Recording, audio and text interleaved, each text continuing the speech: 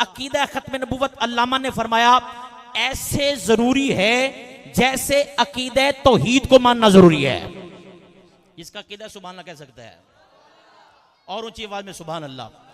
अल्लाह जो रात के इस पहर गली में बैठकर तेरी पाकी को बयान करे, अल्लाह उसे कभी किसी का मोहताज ना करना, अल्लाह उसे कभी किसी के सामने हाथ फैलाने की तौफीक ना देना, बस तेरा मोहताज रहे, तेरे महबूब का मोहताज रहे। अकीदा खत्म नबूवत को मानना ऐसे जरूरी है जैसे अकीदा तौहीद को मानना जरूरी है।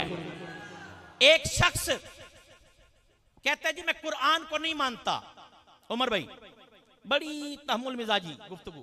एक शख्स कहता है मैं कुरान को नहीं मानता, आप सारे फतवा दें, अल्लामा अकील साहब आज नहीं देंगे, अल्लामा कारी साहब इनसे फतवा नहीं लेना, आज आपने बताना है। एक शख्स कहता है मैं कुरान को नहीं मानता, मुसलमान है, तवज्जो फरमाएंगे आप, मुसलमान है जी, कहता है मैं कुरान को नहीं मानता,